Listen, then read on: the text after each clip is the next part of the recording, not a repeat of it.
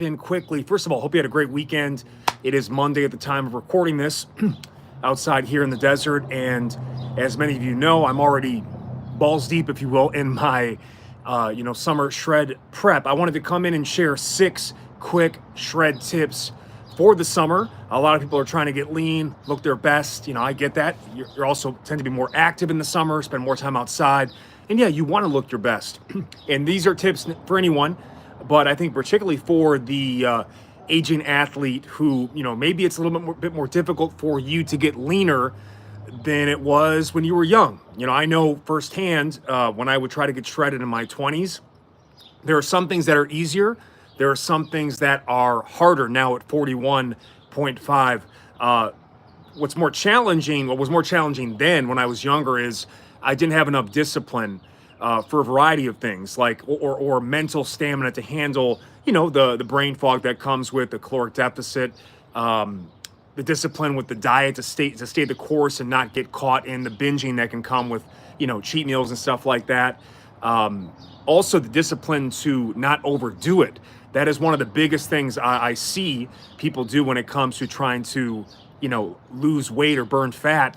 Is they think that more exercise is better, and actually it's not. What ends up happening is it ends up making you too hungry, makes your cortisol or stress hormones go up, which actually makes you crave junk, carbs, and fake fats. It just throws off your whole system. So I'm going to talk today my 6 tips. Number 1, and again, these are this is what works for me. Okay, so take what you want, leave the rest. Number 1, I love a liquid diet. And I don't mean like going on one of those 800 calorie protein shake diets, but I tend to like to focus on a midday protein shake, which I'll talk about, and then soups in the evening. Now, one thing that happens as you get older is you don't digest as well as you used to. I've noticed that, and a big part of also, as you're trying to get lean for summer too, you got to get your hydration up. The more water in your system, the better. It helps flush out toxins. It helps maintain fullness. A lot of times we get tricked by thirst for hunger, and we end up eating with our eyes, and it really does help with that process. One thing that happens to a lot of people when they lose weight, they tend to break out, a lot of acne and stuff like that, because what happens when you mobilize a lot of fat, your fat holds toxins, it holds poisons, and it holds them for as long as the fat cell was formed. So a lot of times when you're losing belly fat or just fat in general, your body is dumping toxins into your bloodstream, and a lot of that can cause blockages in the skin and stuff like that. So water just flushes, but it helps keep you full, and it helps make it so that less calories are giving you the nutrition that you need and the satiety you need to stay the course.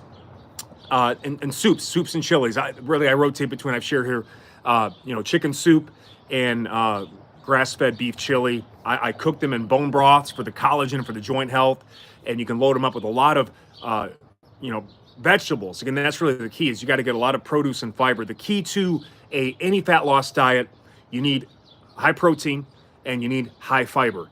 Those are the 2 things. Now you can go more fat, more carbs based on preference, but ultimately those are the non-negotiables. You got to keep your protein intake high so you can maintain muscle mass, keep your metabolism revved up, recover from your exercise, and you need fiber to keep you full and help slow that nutrition, the absorption of it, the energy of it. Otherwise, you'll be like, especially as you're in real fat burning mode, after like an hour, a meal you ate feels like it's gone, and you can get hungry really fast. Just throws things off. So I like that setup. I also believe in doing the same thing every day.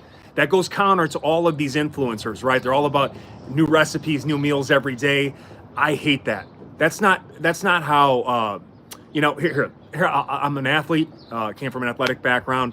I make a living with my body. So again, take what you want, but championships are not built by doing different things every day. You pick habits, you pick a routine, and you stick with it. Part of the benefit of eating the same thing every day, as long as it's balanced, is that you really know how it's doing for you. And then you change it one time and you can feel what's going on. Like we had family visit last week.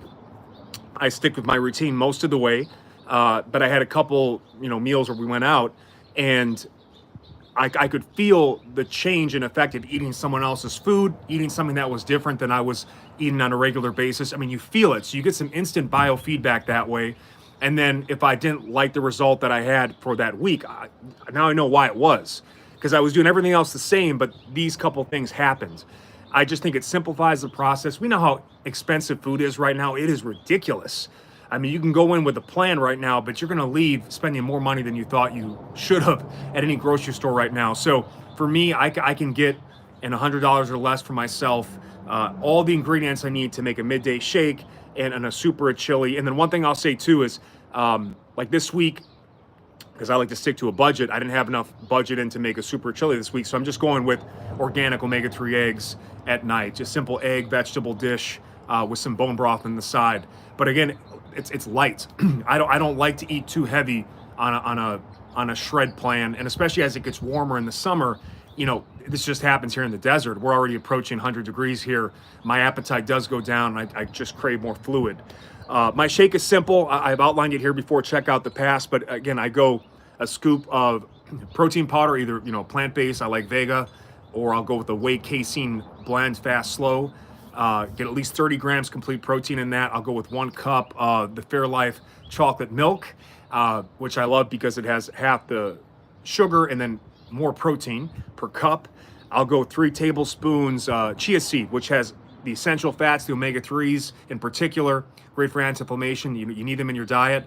And then it has like 15 grams of fiber. Again, I talked about the importance of fiber. Fiber is the key it's protein and fiber, the 1-2 punch, I think, of any good fat loss diet. And a cup of organic frozen berry cherry, ice and water to taste, cinnamon powder for blood sugar and also flavor. And that's it. And I have that same one every midday, every day around noon. I will start the day too with just a quick water protein shake before my coffee, just because again, I like to get my protein intake. It's very important to get that protein intake where it needs to be when you're in a caloric deficit, and so you don't lose too much muscle mass. You're going to lose a little muscle anytime you try to lose a significant amount of weight, just because even from the standpoint of just day-to-day activities, if you go from like being 220 to 200 pounds, everything you do during the day, there's less load on your body. So, but again, you can mitigate the excessive losses and it ends up looking good overall. So you don't end up like skinny fat, like a lot of people do, and they just do straight cardio, straight starvation diet.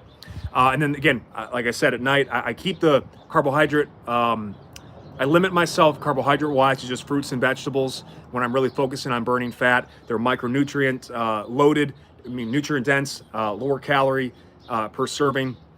I want to create a deficit, an energy deficit, where my body is going to use more stored fat for fuel. So part of how I do that is I don't eliminate carbohydrates. I don't go keto. I don't call it any of that bullshit that people do out here to try to get likes and shares.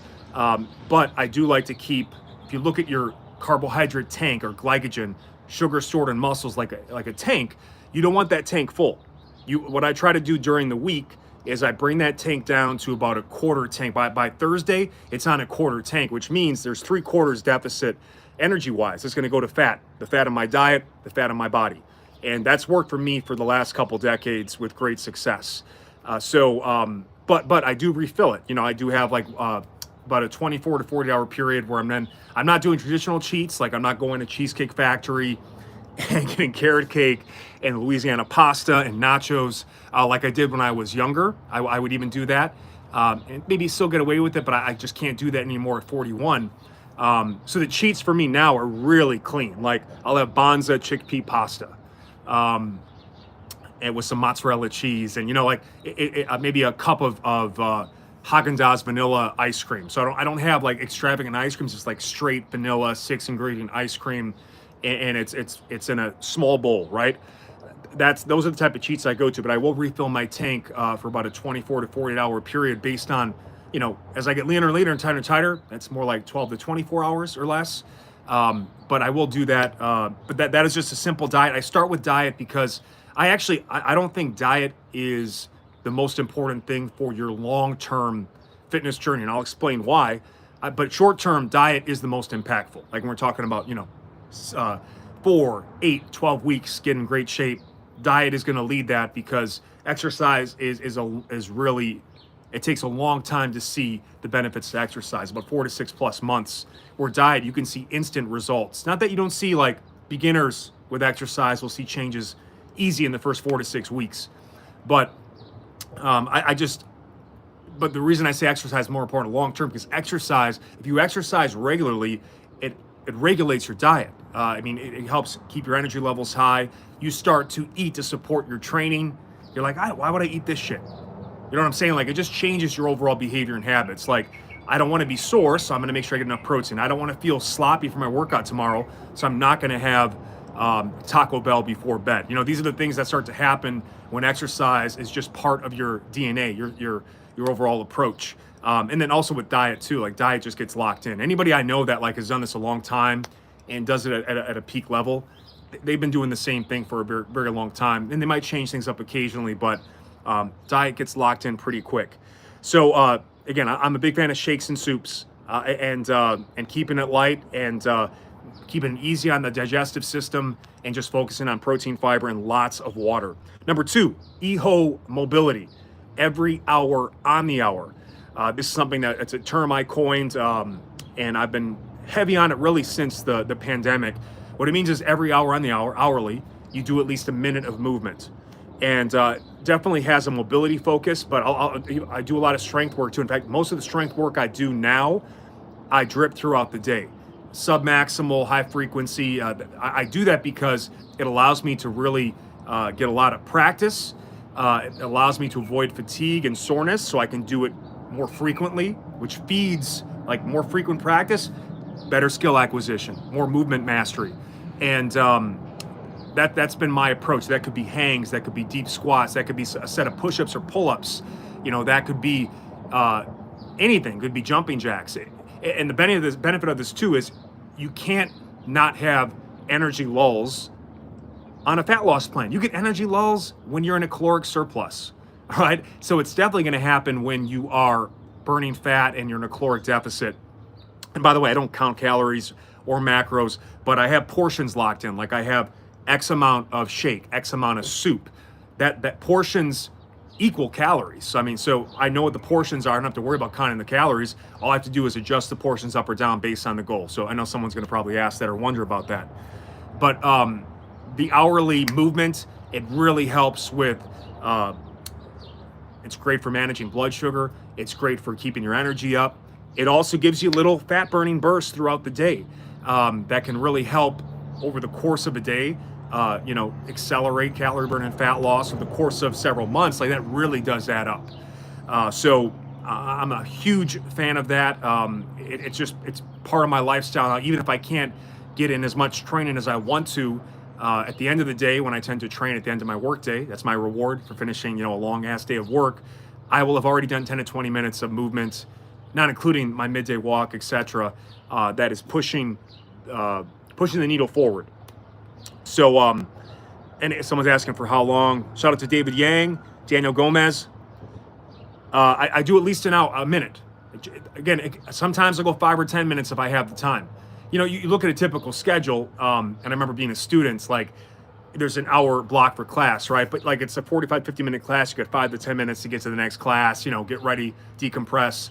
But I just say a minute. If you have more time, great. But a minute or two is all you need to really just, again, you're sitting too. You want to get blood circulation is so important when it comes to burning fat. You got to circulate blood and combine with a lot of water and just as much non-exercise movement as possible. That'll help a ton. But at least a minute or two, up to 5 to 10 if you have the time. Like, sometimes if I miss an hour or two, I'll do like a 5 or 10 minute block on 1 hour. But again, you can make that work. But it makes such a difference. And again, the things I do the most often, hanging from a bar, which I have multiple bars here, but a basic pull-up bar. I actually have one by my bathroom. Every time I pass it, I hang in the bar.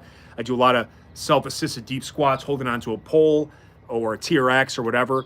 But dip practice, those are just things that I drill a lot. Planks are great. Any body weight cardio exercise you want to add to the mix, like a jumping jack, a skater jump, or run in place. But I keep it more strength mobility focused.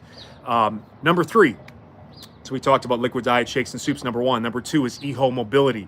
Every hour on the hour, do at least a hour. I'm sorry, that would be a lot of movement. At least a minute of movement. Number three is strength maintenance. This is one where I made a big mistake when I was younger, and I still see a lot of people prescribe like, oh no, we can't lose our muscle mass. We have to do more strength training than ever. If I do too much cardio, I'm going to lose all my muscle. No, that's really not how this works. You have to understand, strength training requires the most recovery. It creates muscle damage. It also can really fry the nervous system, which makes it difficult to do a lot of calorie burning activity the next day, and especially as you accumulate that fatigue in a training block. It's very easy to maintain strength. They've done research on this. A single strength session a week can maintain your strength. Where and I've done this too, where like in the past, I've done like 3 hard full body workouts a week, in addition to 3 hard Metcon HIIT cardio workouts on the off days. And I could handle that when I was younger. I can't do that anymore, nor do I want to do that anymore, because it takes too much away from my work. And it doesn't need to be that difficult. As long as you have a good diet in place that you know works for you. If anything, I believe it probably should be more 2-to-1 cardio to strength ratio in a fat burning phase. And this goes against most experts out there, but I'm just telling you what works for me from the standpoint of, also don't forget too, resistance training makes you very hungry. Cardio and aerobic exercise actually blunts appetite. So that has to be considered as well. If you're doing too much resistance training, you won't be able to recover from it. You can actually create a catabolic effect in the muscle because you are in a deficit and your body is not as interested. It's not going to be as interested as you are in maintaining your muscle mass. So, it's going to cut some of that if you do too much strength training. Beyond, it's going to take your appetite out of control. And if I'm just being honest, like I'm not even doing much strength work now besides the EHO mobility work that I do. And part of the benefit too of reducing body weight is, especially when you do a lot of body weight exercise, it's like your pull-ups, your push-ups, your dips, your stamina, everything goes up. Now, when you have a loaded focus, if you're focused entirely on barbells and weights, this is just the reality of it. Your strength is going to go down. It's not even just the fact that you don't have as much energy. You might get a little bit weaker from that standpoint. But you look at things like a bench press or a squat or a deadlift. If you're really big or you're bigger, you've got more body leverage in terms of, the bar not having to go down, or you can bounce it off your chest. These are things that I used to play football. I did a lot of powerlifting back in the day at about 275, and bench press always goes down as you lose weight. It is what it is, and you can't do it all at once unless you're on drugs. And everything I've done, I'm lifetime natural. Everything I talk about is for natural, drug-free trainees, and you have to accept the fact that in a fat loss phase, your strength is going to suffer occasionally, and you might lose a little muscle mass. Just like when you build strength and muscle in a big block, you're going to gain some body fat, and your conditioning might suffer a little bit. Again, this is the yin and yang of it all. And if you run these cycles properly year after year, eventually you just get leaner, stronger, more muscular, all that good stuff over time. But definitely go into more of a strength maintenance mode. Just at least one session a week. You pick a couple movements that collectively work more of your body. And powerlifting or traditional lifting weights, that's the bench, the squat, the deadlift, maybe the power clean comes in there if you want to make it a fourth. Those collectively hit your whole body as long as you keep those lifts. So it doesn't have to be 1 rep max. Let's say a 3 to 5 rep max stays relatively close to where it was at the start of the shred block. You won't have lost any significant or noticeable muscle mass. All right. And I will say too, you're more likely to lose upper body muscle mass because you're not on your hands. So that's why, maybe if anything, you prioritize a little more upper body strength work because you don't want your legs to be shot. I equate it like in season. You don't do as much taxing lower body stuff like if you're an athlete because you need your legs out there on the field or the courts, right? And once the legs go, you're fucked. So, but the upper body is much more likely to atrophy on a caloric restriction. So that's something to consider too. Maybe it's 2 upper body sessions and 1 lower body session. But again, just looking at the research, looking at real world practice. And again, I don't like to create soreness because soreness requires extended recovery. I just can't do that with my job. So that's number 3, strength maintenance. Number 4, by the way, guys, if you have questions, just drop them now in the comments if you're live. I'll answer them at the end of my 6 quick tips. Low impact cardio focus. This is the time to really get your conditioning going. All right. If you look at this kind of as in season, trying to create a peak look and in your best shape possible for the summer, all that off season training is designed to build strength, mobility, muscle mass, get that metabolic engine up. So now you can run that engine to its fullest to deplete body fat and get nice and shredded. And maintain those residuals, if you will, right? You don't have to, much easier to maintain than gain. But there's three things that I do. Like there's I guess the holy trinity of how I approach fat loss at this age. I wish I would have had this focus when I was younger, because I wiped myself up way too much. And beyond the fact that, again, it affects you at work, I can't get as much work done. It makes you an absolute ass at home. You get really moody and irritable, and that's not a good look for anyone. I don't want to be that in my house over over getting lean. It's just ridiculous. But I do a lot of sled. I do a lot of boxing, specifically heavy bag work, and I do a lot of weighted walking, or as they call it, rucking. That's the 1, 2, 3 things that I think are the most beneficial, sustainable, easy to recover from fat loss cardio methods. High return, low impact. It doesn't wipe you out. I mean, it can, but you just, short 20 to 30 minute sessions when it comes to sledding or heavy bag. Incredible. What's so great about the sled, and you see me starting to share a lot more sled content, because to me, shred season is sled season. I played football. I was a lineman. So it's like it's like in my DNA at this point. I love getting low and working that fucking sled. And I have, from all the football injuries I had when I was young, lifting injuries, I've had arthritis in my knee since I was 19. So, 20 plus years now of degeneration. I got to really pick my spots of what exercise I do, because it swells pretty frequently now at this point. So sled is concentric only cardio, meaning eccentric. Let's look at the squat, right? Concentrically is coming from the bottom of the squat to a stand. Eccentrically is going from stand to squat. And yes, eccentric exercise is incredibly important for joint health.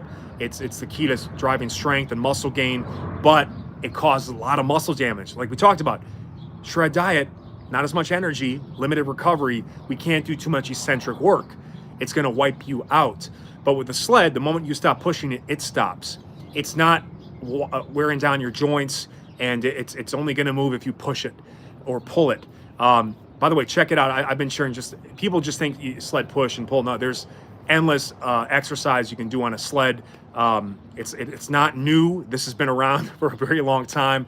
And I'll show you a lot of cool stuff I used to do when I used to train for football too.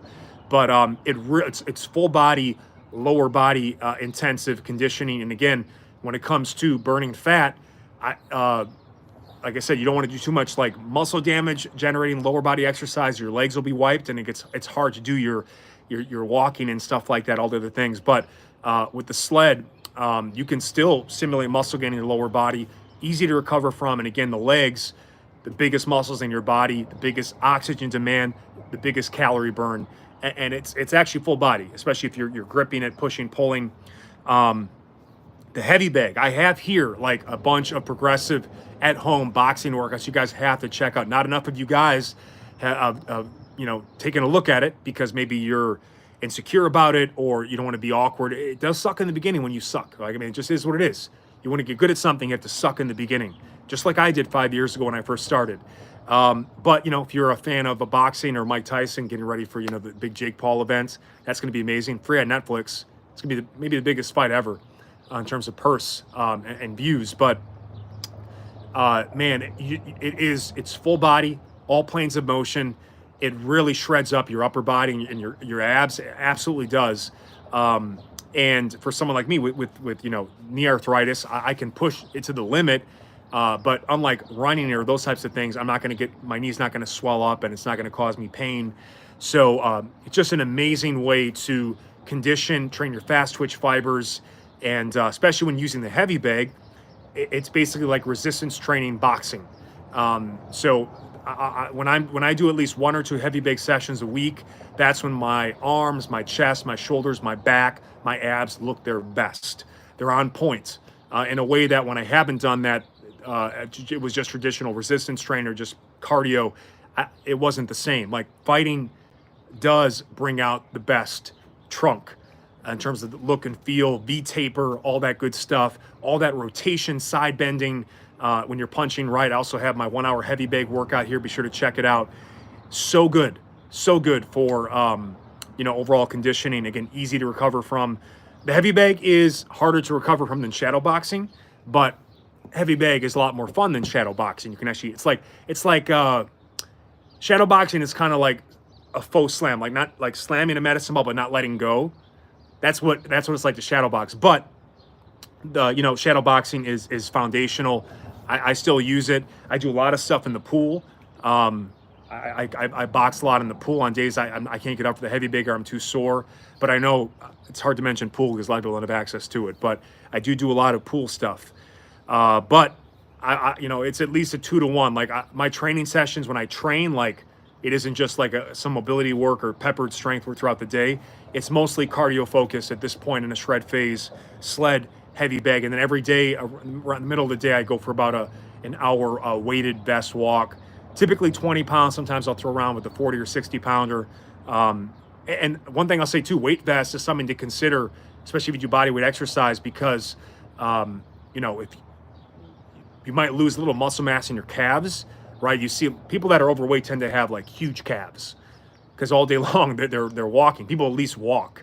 We hope. If you're not morbidly obese or you're stuck at home and you got to use a tractor to pull you out, but it's something to consider whereby adding a weight vest to some of your body weight exercise or your walks to help mitigate muscle loss from a caloric deficit or an extended fat loss phase. Number 5, so I got a couple more here. Afternoon naps, critical. My father is from Tunisia, that's North Africa, and Ramadan, the month of fasting, has just passed for Muslims at the time of recording this. I'm not practicing, but I have done Ramadan several times. Did it during a couple college football seasons. And one thing that's very common when you're fasting, afternoon naps really help you get to the end of the day. So, and people typically do have those afternoon lulls as it is. I used to get through it with coffee, but that would affect my sleep. And sleep is the most important factor when it comes to recovering from exercise, anti-aging, managing stress overall. You do release the most amount of fat-burning hormones at night during deep sleep. Caffeine can really get in the way with that. I don't have any caffeine after 9 or 10 a.m., so there's at least a 12-hour process where I can eliminate most of that from my system so I can get to sleep at 9. But it's not just because I'm older now and I kind of need that afternoon nap. It really does help with hunger management. Usually you're going to get hit hard with hunger between noon and 2 p.m. So instead of using caffeine to get through, which is just, it's going to stimulate you, not let you get to bed on time. It's good. You'll become kind of dependent on that afternoon caffeine. You get some rest, you burn a little fat while you sleep in that little nap. A lot of you can't do that. You don't work remotely, or your work is not progressive enough in the sense that, why don't we just let these people get a quick nap, just like babies did, so they can recharge and do the rest of their work. They're just going to be on Facebook anyway, or Instagram or TikTok, the second half of a work day. You and I both know it. But that's been critical. And I'm always in bed by 9, like sometimes 8, because I need more rest and sleep when you are in a caloric deficit, when you are not able to recover as much as you can. You don't have as much fuel. You got to prioritize that. Number 6, it's really critical just every day to sweat. You might have some days where you don't do really intense exercise, but you got to break a sweat. And I talked about this at the beginning. When you mobilize fat holds toxins, all the shit from our environment, from our fucked up food supply, from occasionally choosing some bad meals or food choices. It gets stored in our fat. And when we mobilize and metabolize that fat, that gets released into the bloodstream. So sweating and drinking a lot of water and just creating a lot of circulation in the body, that kind of combination is really key to getting rid of that stuff. And one thing that is actually quite common too, you might notice, I've had a lot of, over the years when I used to do personal training, clients would come to me and say, I'm tasting Cheetos. Or they'll occasionally have just like these massive dumps as their body is because in an accelerated fat loss phase, you're going to have some it's not even diarrhea. It's just your body eliminating all the shit that was stored you know, and these fat depots over the years. I'm tasting Cheetos. I haven't had Cheetos in 20 years. And whether it's Cheeto ingredients stored in their fat or not, or psychosomatic, I don't fucking know. But this was a common thing people would say. So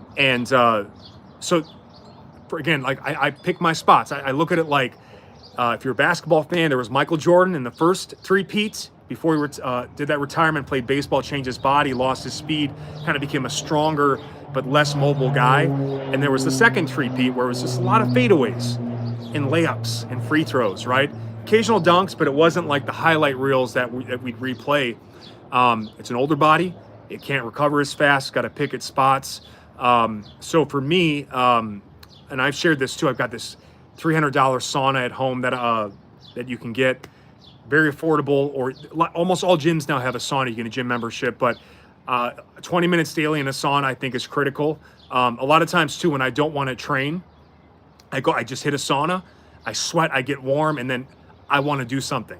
You know, it's just something about sweating and getting warm. And the thing is, a lot of times in a fat loss phase, you're going to hit with these energy lulls, and it's really tough to even like get on your typical. A lot of people just, they get on a cardio machine to kind of warm up, or they just go for a quick walk.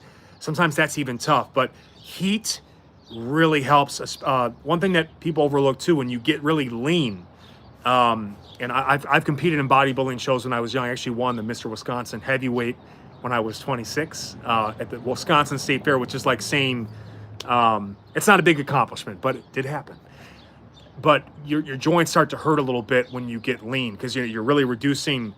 Fat is not just, you know, subcutaneous on your body. It's around your organs. It's in your brain. There's fat in your joints that helps, you know, provide some shock absorption and stuff like that. And that's why it's so critical to get enough water. I get my collagen, which helps with joint health, and the bone broths and the soups that I made, I mentioned earlier. But yeah, you're going to be more prone to stiffness in the joints. So heat, you always want to start your workouts with heat, but especially when you don't feel like moving, and by the way, like in the desert here, I don't just use it for the benefit of detoxification, your skin. It does increase calorie burn. It helps mobilize stored carbohydrate, sugar in your muscles, which, you know, the more you mobilize of that, the more fat you burn at rest and during exercise. But it's helped me get ready for what's coming in the summer, which is, you know, at night, it doesn't even go below 100 at night here, which I love. Like, it's been great for me because 20 minutes out here in 100+ degree heat can have a calorie burn of a 40 to 60 minute session, you know, at normal temperatures. Now, there's a reduction in performance. You have to account for all that stuff, but the sauna helps me get ready for it. All you need is about 10 to 20 minutes. I'll sometimes push an hour, or I'll contrast with jumping into my unheated pool.